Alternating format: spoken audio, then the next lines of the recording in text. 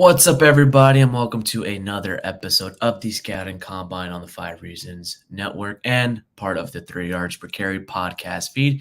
You can find us on Apple Podcasts, Spotify, Podbean as well. Before we get into our show, make sure you guys are part of our 3 Yards Per Carry Discord. OnlyFins, it is $3.99 a month. Go ahead and click the link below in our comment section. Go ahead and click the Discord link to subscribe on 3 Yards per Carry feed and our OnlyFins Discord. Eric, what's going on, man? How we doing today? I'm good, man. Looking forward to getting the draft over with, not watching players that probably aren't going to be on our team and start to actually, be able to dive into some guys that are going to be playing for the Dolphins. Yeah, all right, man. What are we talking about today?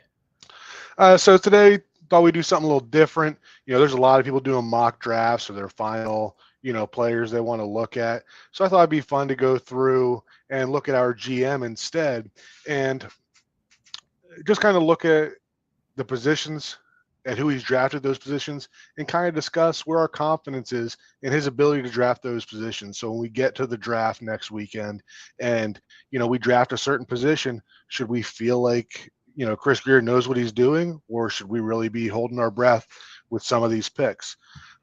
So, looking at what we're going to discuss, we're not going to include players that were acquired by trading draft picks like Bradley Chubb or Jalen Ramsey. We're not talking UDFAs like Kohu and Needham. Not talking about players that were poached from the practice squad like a Sealer or an Ahmed.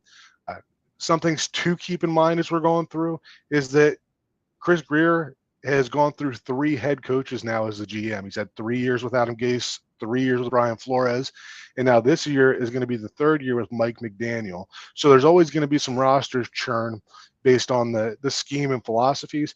And we even had a couple of all-pro players leaving that were a direct result of, tanking, in the middle of all of this. Yeah, it's important to contextualize the picks that Chris Grier does, and we all know that he listens to his head coaches, what the wants and the needs are, along with roster building. And you have to keep in mind of the capital allocation he has had, in the Adam Gase era. There were a couple of picks here and there for, the schemes that Gase was looking for. And then on the defensive side of the ball, you had some roster churn in terms of scheme as well. I believe we may have had, correct me if I'm wrong, we had Kevin Coyle for 2 years under Adam Gase. And then we had Vance Joseph. Right. And then we had Vance Joseph as well. Then in the Brian Flores era, obviously Brian Flores, he was, as a defensive coordinator with the Patriots at the time, the de facto defensive coordinator. We had I'm blanking on Josh Boyer. I was about to say Brian Hoyer. I'm like, that's not right. We had Josh Boyer as our defensive coordinator. Boyer obviously leaked into the Mike McDaniel his first year as a head coach, and then we had Vic Fangio as well. We also had change of offensive coordinators as well under the Brian Flores era as well. So that's something to keep in mind with our schemes. And this is the first year Mike McDaniel actually has a first-round pick with Chris Grier. So it's going to be interesting to see what they do. So let's go ahead and start it off with the offensive side of the ball. We'll be going with the quarterbacks. Yeah, so this one's going to, mainly come down to one player and how you feel about that one player as to how you feel Grier has done with this. 2020 5th overall pick, Tua Tagovailoa made his debut in week 6 of his rookie season. Since then, he started 52 of a possible 61 games. He has a 32-20 overall record. In 2022, he led the league in yards per attempt and passer rating. In 2023, he led the league in passing yards and was voted as a starter in the Pro Bowl for the AFC.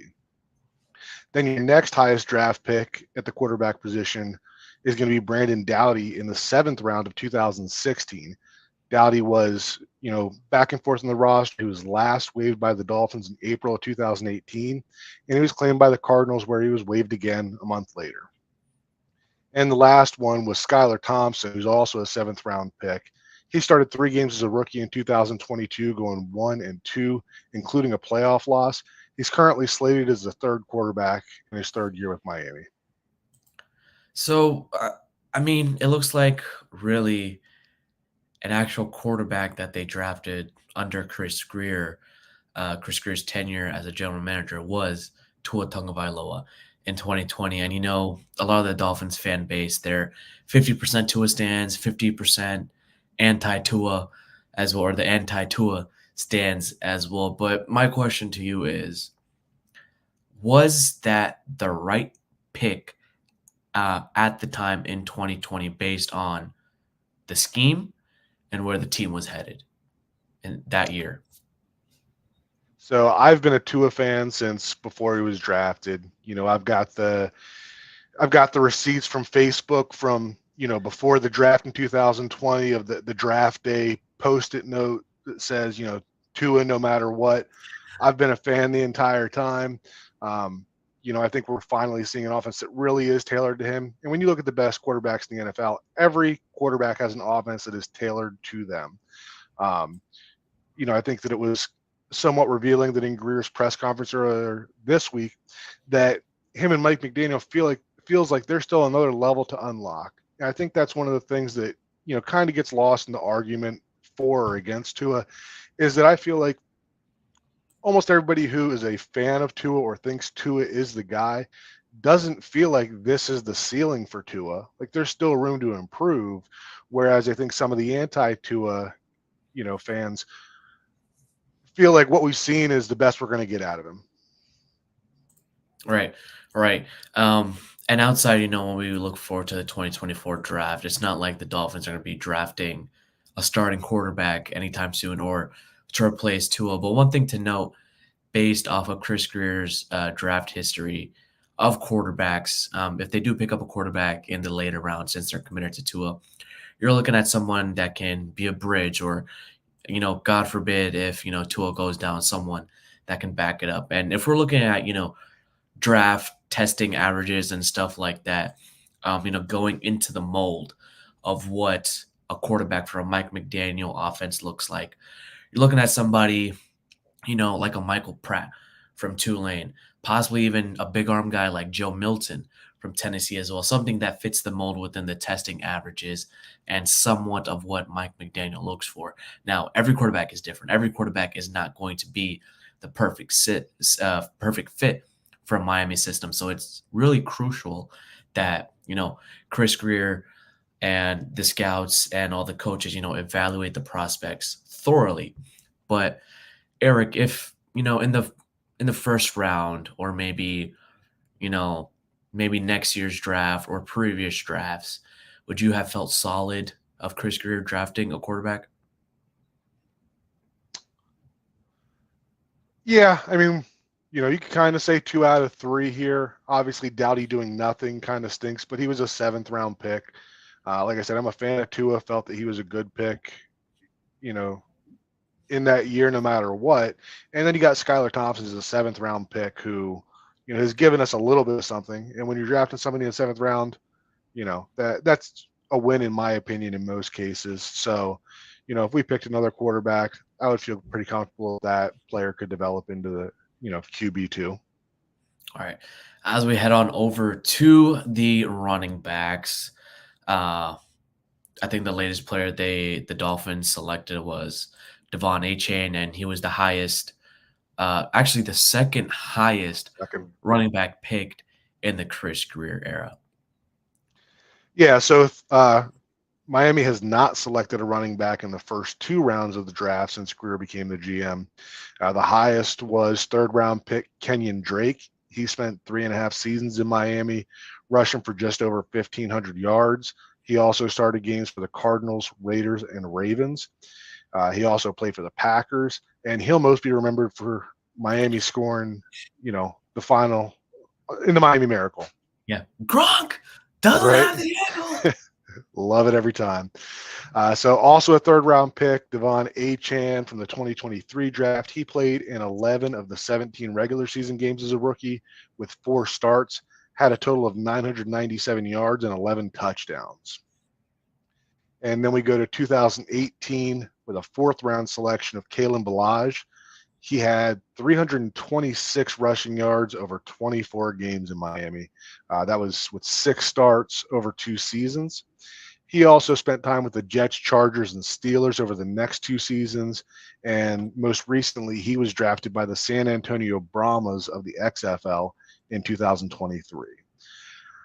Jumping to round 7, Myles Gaskin in 2019. He spent 4 years with the team, starting 17 games. In total, he gained just over 2,000 yards and scored 13 touchdowns. He had brief appearances with the Vikings and Rams in 2023. And then the other 7th-round pick was 2021 draft pick Jared Dokes. He had no career stats and was released by Miami. He has spent 2022 and 23 on the Houston Texans practice squad. Right. And then we had fullback Chandler Cox as well. He had a 3.8 RAS average, and the Swiss Army knife, actually the Swiss Navy knife, as I like to call him since he played for Navy, 1.88 RAS. Both of those were pretty much non-factors for the Dolphins. But the guy that stands out for me is Myles Gaskin in the 7th round. He had a 5.93 RAS. Wasn't really considered, a good running back by most NFL teams, but man, he really paid dividends as a 7th-round pick, especially for the Dolphins in that 2019 tank year and 2020, 2021. Like he actually, he was influential for the offense in some cases, especially as a 7th-round pick. Yeah, I agree. I'm kind of 50-50 here on how I feel about Grier's ability to draft running backs. I mean, Kenyon Drake was solid. He was, part of coaching changes, ended up getting sent to Arizona. HM obviously is looking like a very good pick in the 3rd round, then Gaskin. But then you've also got, Balaj, who was a 4th-round pick and did not contribute nearly what a 4th-round pick should. And then, Jared Dokes not even being able to make it onto the active roster, isn't ideal. I do have Malcolm Perry under the wide receivers when we get there.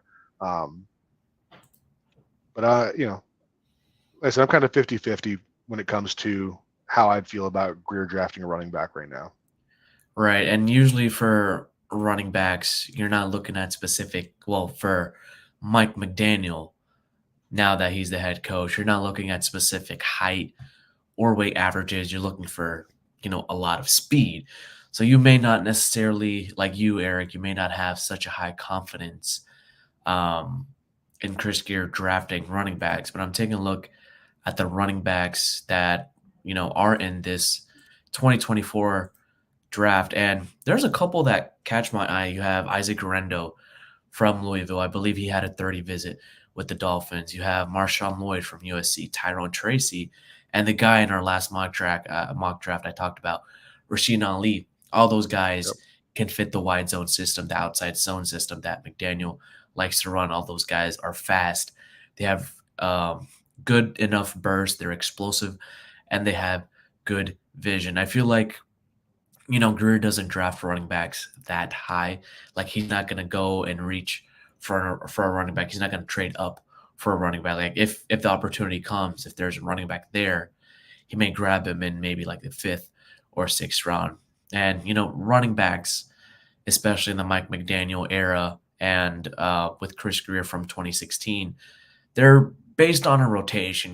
They're not bona fide stars, but they're rotational guys, rotational players. And I feel like I have a good enough confidence level with Chris Grier in drafting running backs.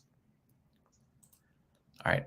As we move on over to the wide receivers, this one is very, very, how do you say, outside of Jalen Waddle. It's not much. It doesn't inspire much confidence into me just based off of the picks that Chris Grier has done. Yeah, and there is one that I feel, at least one that I feel like is kind of incomplete here. But the only 1st-round selection he's had was Jalen Waddle with the 2021 6th overall pick. Over his first 3 seasons, he's got 251 receptions, 3,385 yards and 18 touchdowns. And then, final note on him is that Chris Grier has already stated that Miami intends to pick up his fifth-year option. Your next one is a third-round pick in Leonte Carroo. He was drafted in 2016. Miami traded up to pick 86 for Carroo using a 2016 sixth-round pick and also 2017 third and fourth-round selections. He totaled 12 receptions for 192 yards and 2 touchdowns across 3 seasons in Miami. He wasn't even tendered as a restricted free agent after the 2018 season and didn't even get a contract somewhere else. Then we go to the fourth round. Eric Ezukanma was selected in 2022. He made his NFL debut in Week 18 of his rookie season, and then he was placed on IR after 2 games in his second season. In 3 games so far, he's got 6 total touches for 25 yards and a touchdown. 2016 sixth-round pick, Jakeem Grant. So he spent 5.5 seasons in Miami. He totaled 91 catches for 1,100 yards and 5 touchdowns. He also contributed 3,184 yards and 5 touchdowns returning kicks and punts. Jakeem was traded to Chicago for a 2023 sixth-round pick during the 21 season. He then signed a 3-year contract with the Browns, but he's missed the last 2 seasons with Achilles and knee injuries. We've got Isaiah Ford in 2017 as a 7th-round selection. He had a total of 63 catches for 681 yards and 2 touchdowns in 32 career games with the Dolphins. He also spent time with the Patriots, Giants, Colts, and Bears, but he didn't appear in any games with them. And then the final receiver that you touched on with the running backs is 2020 7th-round pick Malcolm Perry. He played in 9 games as a rookie. He got 9 catches, 92 yards, and a touchdown. He was waived. I think Miami intended to bring him back on the practice squad, but he was claimed by the Patriots. Then he bounced to the Saints and back to the Patriots, where he then retired, and now he's an officer in the Marine Corps. Yeah. And can't forget about Elijah Higgins, which was taken in the 6th round with the 197th pick. In the 2023 NFL Draft, he's not even on the Dolphins roster at all, let alone the practice squad, but he had the highest athleticism score of the wide receivers drafted in the Chris Grier era. Jalen Waddle, the Dolphins are pretty much committed to Jalen Waddle staying here. They're looking to extend the 5th round, the 5th-year option on Jalen Waddle in hopes of a long-term contract as well. He's also one of Tua's go-to guys as well. Has not made the Pro Bowl yet, but he's up there in terms of top 10 wide receiver talent in the NFL. I feel like that was a pretty much home run pick by Chris Grier when he first made it, and he's been pretty productive for the Dolphins. Leonte Carroo was a head scratcher for me. I didn't really know what the team saw in Leonte Carroo. He was part of the Adam Gase era. The jury is out on Ezukanma. He hasn't gotten enough starts for me to say that, hey, this kid is actually going to be good, or, this kid's not it. He has been banged up a bit. He hasn't gotten the opportunity or the chances to play as well. Jakeem Grant is really the only Pro Bowler out of this group. And, he made the Pro Bowl as, I believe, a punt returner as well. But, hey, it still counts. Somewhat productive, as a 6th rounder, especially on the wide receiver corps. You listed out his stats, but Dolphins fans remember him as, having butterfingers for hands, basically on punt returns and catches as well. Elijah Higgins, obviously not on the roster. And then Isaiah Ford, always rotating in and out of the roster. And, he has come up clutch in situations where the Dolphins have needed him as well. And these are pretty much, day 2, day 3 picks, and the only one picked in day 1 was Jalen Waddle. And look, from 2022 to now, from what this roster has built upon, you really only have like 16 people retained from the 2020 to 2023 draft class so far. So I feel like, for wide receivers, it really depends on where you take them and if they're going to be contributors. If I feel like, Chris Grier takes a wide receiver in the second and third round, I'll be like maybe 50% trusting him, 50% won't trust him. But if it's in the late rounds, I'll be like, it's going to be a hit or a miss. So I have, a moderate amount of confidence level in Chris Grier based on drafting wide receivers. Yeah, so I mean, one thing to look at here is that Jalen Waddle is the only first-round pick on this list, and I do have Elijah Higgins on my list for tight ends. Have some notes for him there. Leonte Carew is obviously a miss, and it hurts even more that they traded up to get him. But once you get past those, you're talking about day 3 selections, and kind of like we talked about the running backs. In my opinion, fourth round, you hope to get something out of them, and hoping to still get something out of Ezukanma.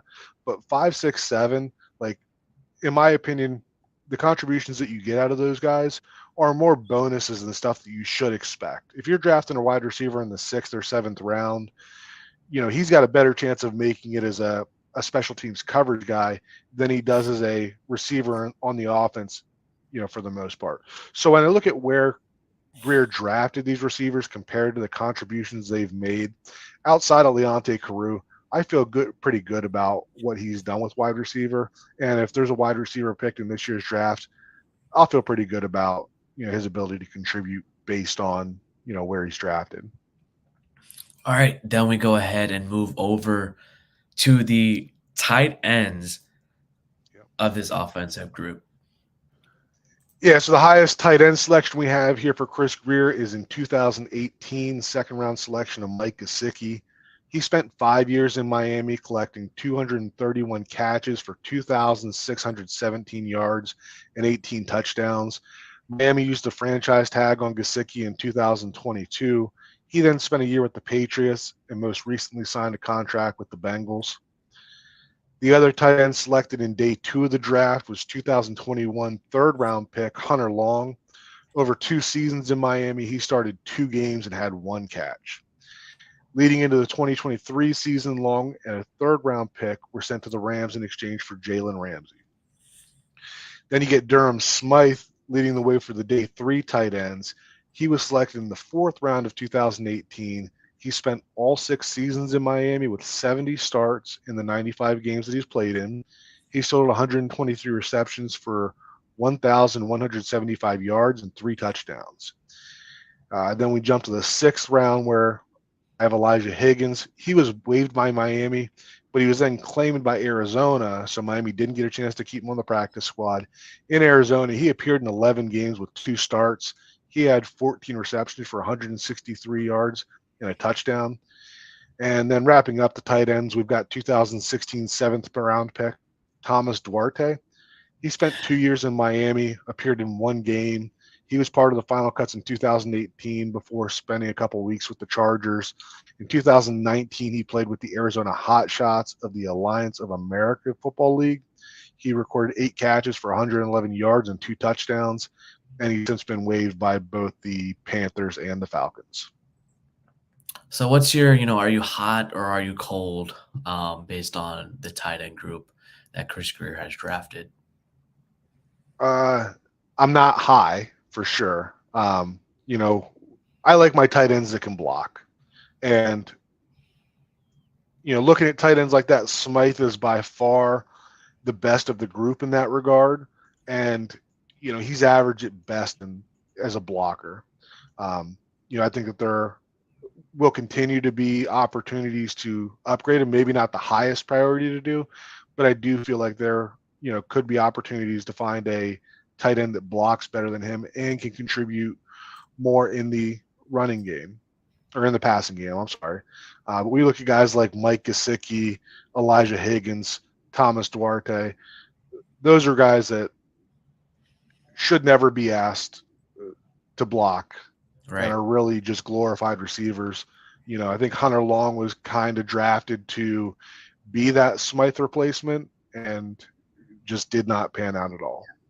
Didn't pan out at all. And, when we're talking about tight ends, especially in this 2024 draft class, there's actually a handful that meet the mold for this offense, the scheme, and, the type of athlete that requires out of this tight end position, especially for Chris Grier when he drafts these tight ends based on their testing averages. You have Kansas State's Ben Sinnott. You have Texas's Jatavian Sanders, which in one of my previous mock drafts, I had him going to Miami at pick 55. He can catch, he can run block as well. He can line up in line, he can line up in the slot, he can line up out wide. Similar like Mike Gesicki, but he is actually a willing blocker from what I have seen. And then you have guys like TCU's Jared Wiley, Colorado State's Dallin Hooker, and Arizona's Tanner McLaughlin, which, could be eventual Durham Smythe replacements in the coming years if they do not want to pay or extend Durham Smythe. I feel like, it's really dependent once again on the scheme, but I'm like 75% confidence level on drafting a tight end with Chris Grier based on, he's only really picked up 4 tight ends. Two out of those tight ends, half of those tight ends were pretty much good, solid contributors for Miami's offense with 2 different coaches and 2 different coaching staff. So I feel pretty confident on Chris Grier drafting tight ends. All right, next up is going to be, and this one's actually your favorite, it's going to be offensive linemen. Eric, how are you feeling about this group? So when we talk about, Grier having to adjust for different coaches, having to adjust for different schemes, I feel like this is where it's been felt the most. Just looking through the names here and the contributions they've had, there's some good names on here that are no longer on the team for various reasons. And that starts with, Laramie. Do you want to go with the tackles first or the guards? I kind of have them all in one list. Okay. Because, how are they going to – is Liam classified as a guard because he was drafted as a tackle? No, he's classified as a tackle. Okay, I'll try to go through the tackles first. So we've got Laramie Tunsil first. He was the surprise first pick of the Adam Gase era. He played 15 games at left guard in 2016 and then 30 games at left tackle over the next 2 seasons in Miami. Tunsil was traded to the Texans ahead of the 2019 season, along with Kenny Stills, in exchange for 2 first-round picks, a second-round pick, linebacker Johnson Batamosi, and offensive tackle Julian Davenport. Tunsil has signed 2 3-year contracts since then with the Texans for $66 and $75 million, respectively. He's been a 4-time Pro Bowl selection with the Texans. Your other first-round pick is Austin Jackson. He has started 46 of the 48 games he's played in with the Dolphins at both guard and tackle. Seems to have found a home at right tackle with Miami, and he was rewarded during the 2023 season with a 3-year, $36 million extension. So Robert Hunt is listed as a guard. So we'll hop down to Liam Eichenberg. He was a second-round pick for the Dolphins. He started games at center, guard, and tackle for Miami.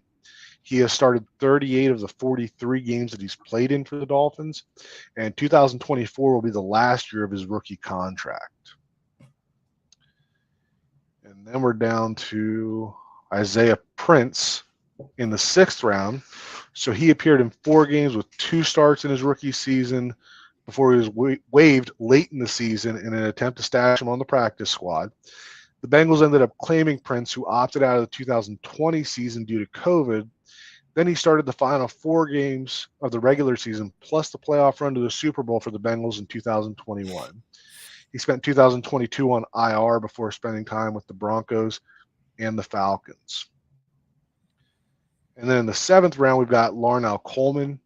He only appeared in 1 game in his rookie season. He was poached from the practice squad by the Panthers, then released before the start of his 2nd season. He spent time with the Houston Roughnecks in the XFL and the Birmingham Stallions in the USFL, and he's currently with the Winnipeg Blue Bombers in the CFL. And then our last tackle, we've got 2023 7th round selection Ryan Hayes. He was waived as a rookie and signed back to the practice squad. Following the 2023 season, he was signed to a futures contract to stay in Miami. So overall, based based off of this group, these guys, their athleticism is pretty much over, 8, almost an 8 out of 10 athleticism score. And, they're athletes. They're really good athletes, but only, a couple of them have panned out in the NFL. And this is my personal gripe with Chris Grier. Like, he can draft good players at the top of the first and second and maybe of the third rounds, but day three, he hasn't found true quality starters that can contribute well, especially along the offensive line, because good offensive linemen, talented offensive linemen, elite offensive linemen are going to be gone within the first or second round. It truly takes skill. It takes really good scouting, a great scouting team, and figuring out the fit, especially with the coaches, of where offensive linemen fit and to develop them. Now, from 2016 to 2021, the Dolphins didn't really have a good offensive line except that one year where they had Brandon Albert, Laramie Tunsil, Mike Pouncey, Jawan James, and who was the right guard at the time? I'm blanking on his name. It was back in 2018.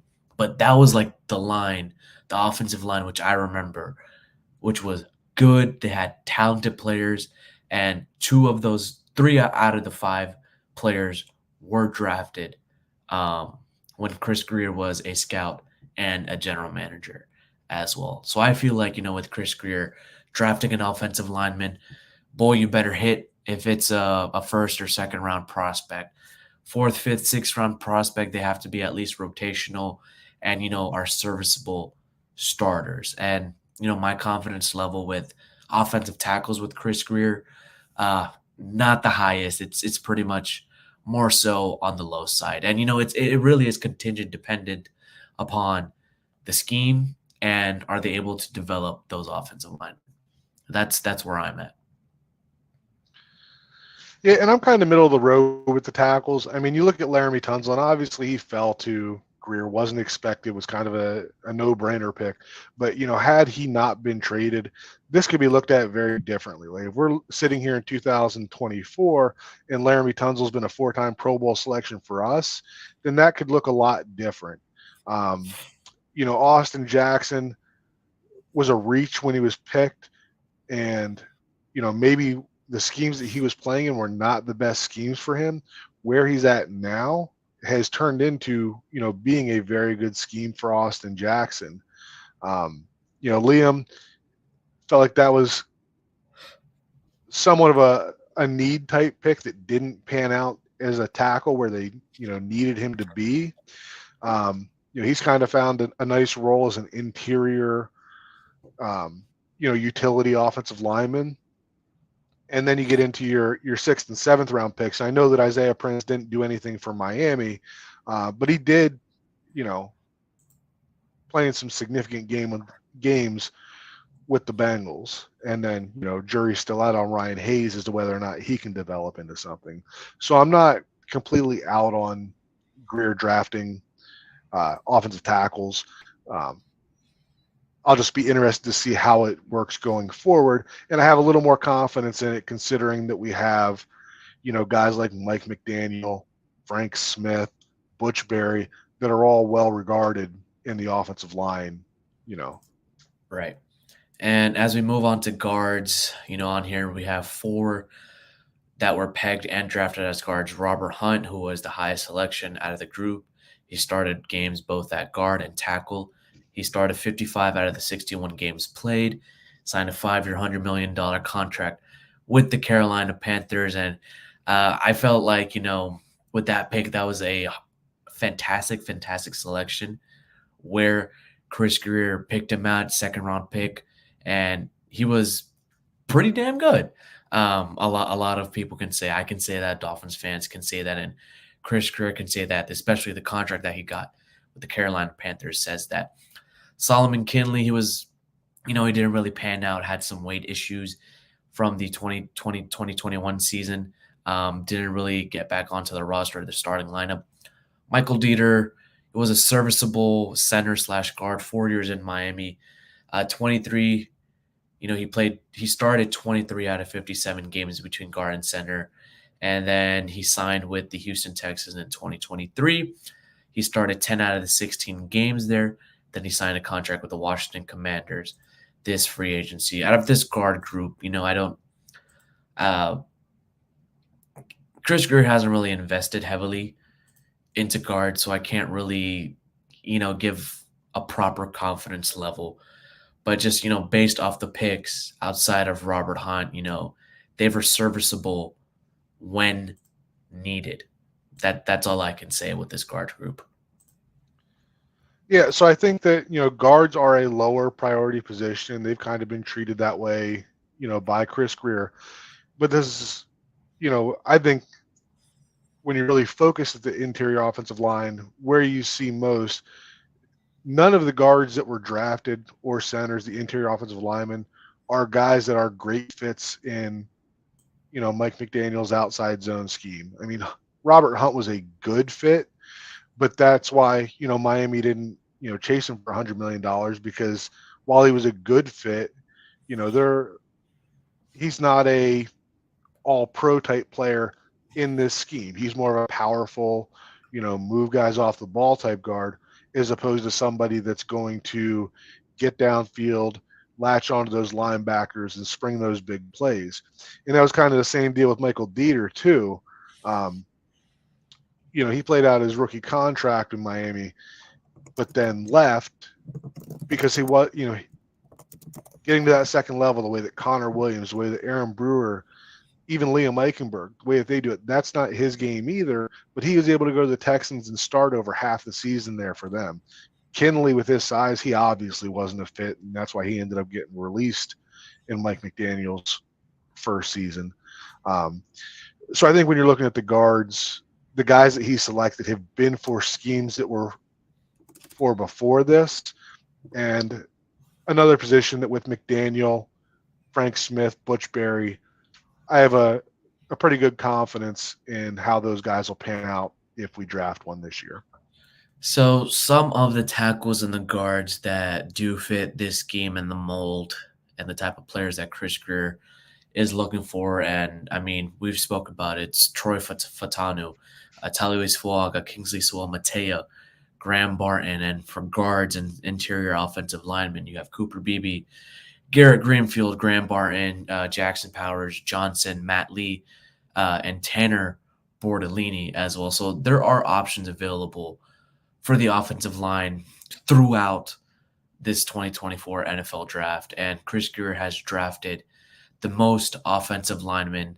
The most positions Chris Grier has drafted is offensive linemen compared to the 10, 11 other positions in the NFL draft. Now, as we move over to the defense, we have the defensive line. We have Raekwon Davis, Christian Wilkins, Devon Godchow, and Vincent Taylor from 2016 to now 2023. I feel like maybe 3 out of the 4 picks have panned out pretty decently in Devon Godchow and Raekwon Davis. And I mean, Christian Wilkins was just a home run of a pick. And, none of these defensive tackles are on the Dolphins roster anymore. Yeah, I kind of feel like these guys, when you're looking at where they were drafted, Wilkins in the first, Davis in the second, Godchow was, a steal in the fifth when you look at the contributions that he's made to this point, and even Taylor making a few contributions. This is probably the position that I feel most confident in Grier drafting, even though the numbers are small. Everything he has here with where they were drafted, I feel like they've performed up to the standard of what their draft position should. Right. Christian Wilkins was 100% a hit, and we have some couple defensive tackles in this 2024 NFL draft. You have a guy and Byron Murphy who may not be available. You have Johnny Newton as well. But when you're looking at the testing averages, the defensive tackles, they vary in size. They vary in weight. So it's very hard to pinpoint and position and say, yes, this is the kind of defensive tackle that Chris Grier and Mike McDaniel want. because you take a look at the height and the weight difference between Christian Wilkins, Raekwon Davis, Devon Gottschall, and Vincent Sealer.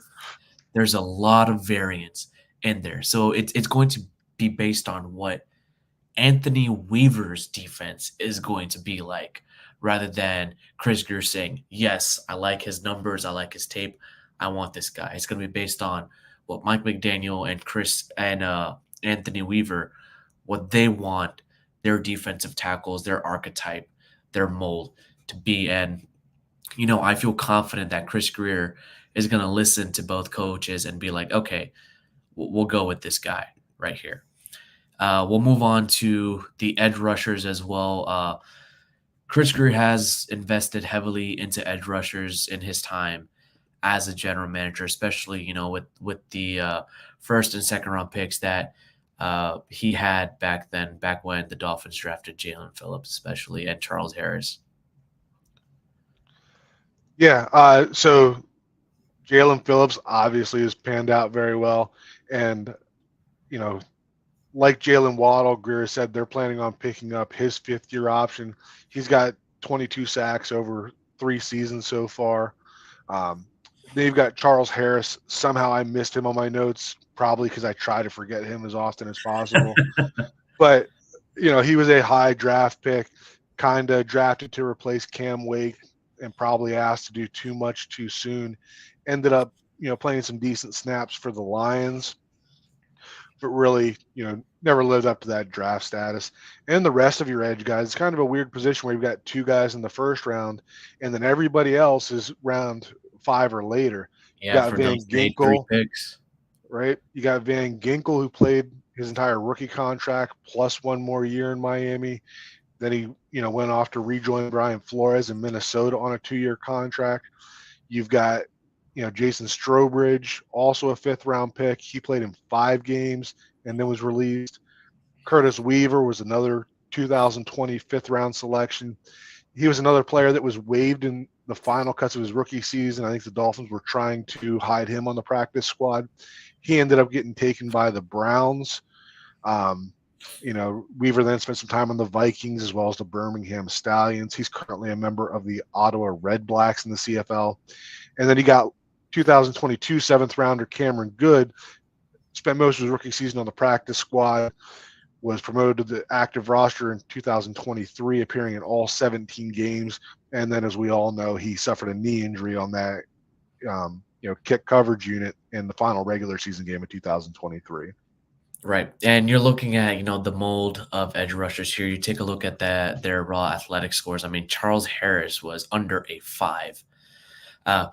Explains a little bit as to why he didn't pan out. But, the rest of the group, you have Jalen Phillips at a 9.87. You have Andrew Van Ginkel at a 9.26. Jason Strowbridge, he didn't really work out that well, 9.47. Cam Good, still on the roster, can play special teams and some rotational snaps at edge rusher, 9.46. And apparently, we were told that Curtis Weaver was going to be the next big thing as well, but he never panned out. So Chris Grier is valuing athletic archetypes, especially on the edge front.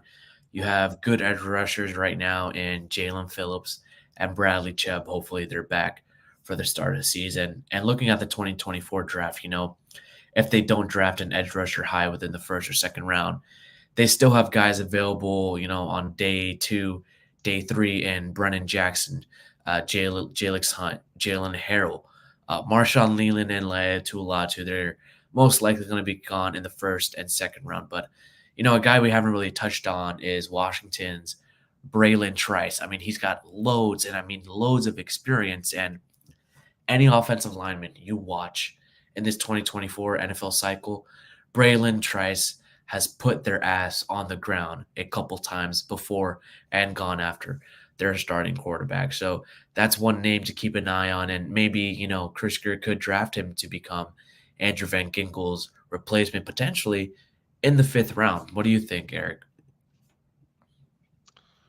Yeah, I think that he fits that athletic profile pretty well. I think that, anything that you're looking at the 5th round, is hopefully a guy that can come in, can rotate. When you're looking at an edge guy, you can kind of specialize and look for a guy that can just come in on passing situations that you're not necessarily going to ask to hold up on rundowns. So I think that edge is a good place to find somebody who may not play a lot of snaps, but can still have a good impact as a rookie. Yeah. As we move on to the cornerbacks, the latest pick Chris Grier took was Cam Smith out of South Carolina. And the best pick he ever took in that cornerback position group was former Dolphin Xavier Howard, who's no longer with the team and was drafted in the second round in 2016. Yeah, so you kind of got a little mix of everything here. Your only first round pick was Noah Igbenogany, who Dolphins fans are very, very familiar with. Ended up getting traded to the Cowboys, signed a contract with the Commanders. You mentioned Xavier Howard as a second round pick, played 7 seasons with the Dolphins, 4-time Pro Bowler, led the league in interceptions in 2018, 2020, and he's also an All Pro selection in 2020. The most recent one you mentioned, Cam Smith. He only played 20 defensive snaps as a rookie. Why? It sounds like the coordinator didn't like him. Guess we'll find out with this upcoming season. And then you had Cordray Tankersley. So he started 11 games as a rookie and then played in 6 games in his sophomore year with the Dolphins before he tore his ACL in practice. He was kind of a player that was, had some promise to him and then got injured and just kept getting injured and injured over and over again. And then your last one is Cornell Armstrong. He was the only day 3 selection at cornerback. He was a 5th rounder, appeared in 15 games, and then was released and then played another 15 games over 2 seasons with the Texans, and then also played a little with the Falcons. Yeah, I feel like, that position group of corner, I think Chris Grier has, a solid foundation on, especially with the picks of Xavier Howard.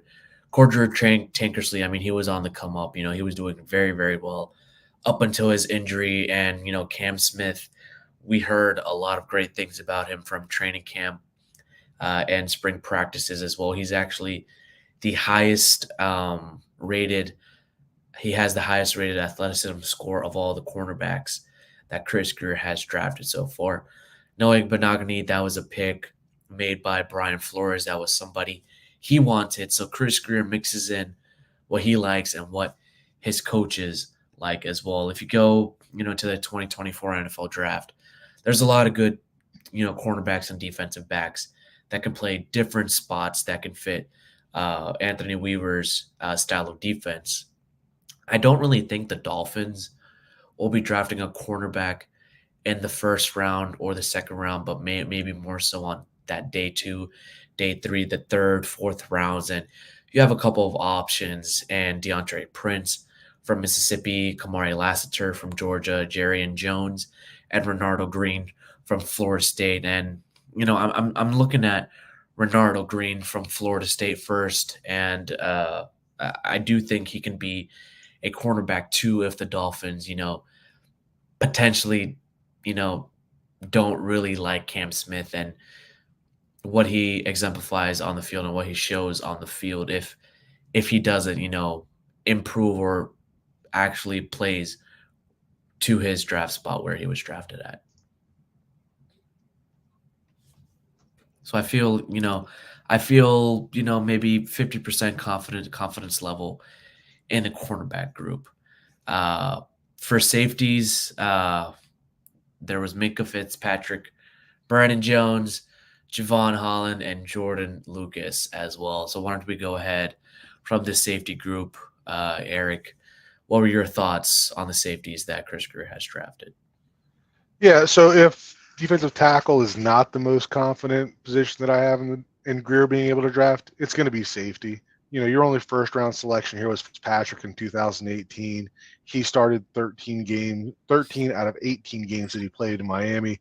He was traded because he wasn't happy with how he's being used and he didn't want to be part of the rebuild. So he was traded along with a 4th round pick to the Steelers for a 1st round selection, which was then used to draft Austin Jackson, as well as 5th and 6th round draft picks. So Fitzpatrick was another player who was traded away. He's a 4-time Pro Bowler and a 3-time All-Pro with Pittsburgh. Then you got Javon Holland as the only 2nd round safety. He's started 42 of the 45 games he's played in. Seems to be, for the most part, universally liked by the Dolphins fans. He's entering the last year of his contract, but in Grier's press conference, he said that, Javon's a big piece of the team, and they plan on talking to him regarding, getting a contract extension done. Brandon Jones, third round selection, started 30 of the 54 games he appeared in for Miami. He's moved on to the Broncos for a 3-year, $20 million contract. And then the only day 3 selection you've got is 6th rounder Jordan Lucas. So he appeared in 19 games for the Dolphins over 2 seasons before being traded to the Chiefs for a 7th round pick. He appeared in 30 games for the Chiefs with 4 starts, and then he bounced around to the Bears and Colts, and also had a short stay with the Edmonton Elks of the CFL. All right, I have a pretty high confidence level of Chris Grier in drafting safeties just based off the data and the players that he's got. I mean, Minka Fitzpatrick, Javon Holland, and Brandon Jones were all pretty much hits. They're all pretty much starters as well. Minka Fitzpatrick was the only one that made a Pro Bowl as well, even though he was not with the Dolphins when he made the Pro Bowl. He was a pretty damn good pick at the time. Javon Holland, I mean, he's the Dolphin safety of the future. Brandon Jones, when he was starting, especially in Brian Flores' scheme, he was a starter. He was the guy, like, he could be utilized everywhere along the field, and Javon Holland was back deep, and, he wasn't a good fit in Vic Fangio's system and Vic Fangio's scheme, and couldn't, cover deep in that 2 deep shell system that Fangio runs.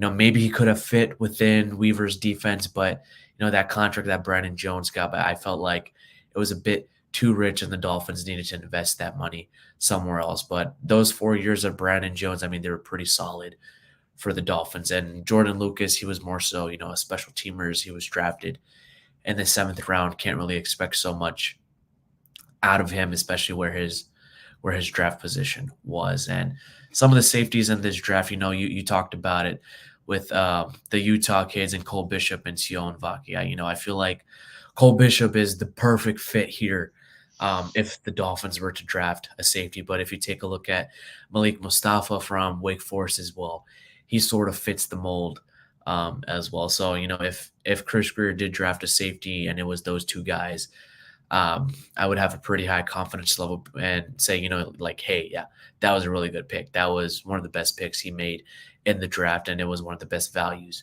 he got out of there. So, Eric, overall, as a general manager, what are you hot? Are you cold on Chris Grier in drafting overall for this 2024 NFL draft class? So overall, I'm not going to sit here and say that Grier's been the top GM in the league or he's done a fantastic job. But when you look at a lot of the names that were drafted and are not on the team for various reasons, I think that the churning of the roster, the changing of the coaches has been a bigger issue in Miami than the players that have been picked.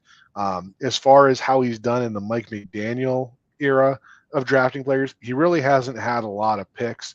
This is going to be the first year that he's got a 1st-round pick. So I think that we'll, get a little more clarity as to what they're looking for with Mike McDaniel as the head coach and what they're looking to draft. Overall, I feel pretty confident that, Chris Grier knows what he's doing in the sense that he does a good job of picking good players for the head coach that he has at that time. And I expect the same thing to continue with Mike McDaniel and Chris Grier.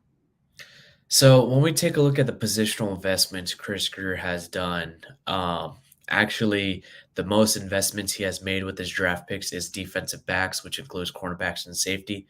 21.1% of his draft capital has been to defensive backs, 20% to offensive linemen, and 19.5% to defensive linemen. And most of those picks have turned out into good to great starters. Some of them have been serviceable as well. But when we take a look at the molds and the archetypes, the players that he's drafted, they're not amazing athletes. They don't pop out. They're not like Greek gods, except for maybe Jalen Phillips and Laramie Tunsil. That's about it. But when we take a look at, doing draft studies and how athleticism factors into each general manager's draft picks, Um, Chris Grier's draft picks have been, the fourth lowest in terms of average athletic testing. And the third lowest is the 49ers' John Lynch, the Bills' Brandon Beans, and the Vikings' Kwesi Adolfo-Mensah. And those other three guys are considered as pretty good general managers in the NFL and across the league. And you can say, is Chris Grier a top 5 general manager based on the draft? Me personally, I would say no. Um, just based on, the capital he's been provided recently.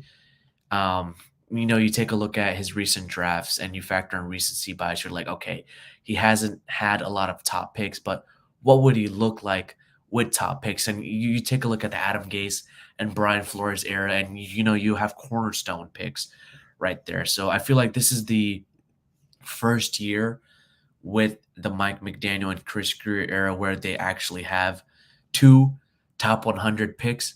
I think I have a pretty high confidence level based on his previous draft history on top 100 picks that they're going to be, great selections and they're going to be good to great players, and hopefully they turn out to be Pro Bowlers. That's where I stand with Chris Grier. All right, guys, thank you so much for, listening to us here on the Scouting Combine. Next week is the NFL draft from next Thursday to next Saturday. Stick with us here on the Five Reasons Sports Network and the 3 Yards Per Carry podcast feed. We will be giving our live reactions and post reactions, pre, live, and post draft as well on the Five Reasons Sports Network and the 3 Yards Per Carry podcast feed. Eric, where can our listeners find you at? Yeah, so on Twitter or X, it says there on the screen at LLCoachSmith63. All right, perfect. Thank you, guys, and fins up, everybody. Thanks a lot.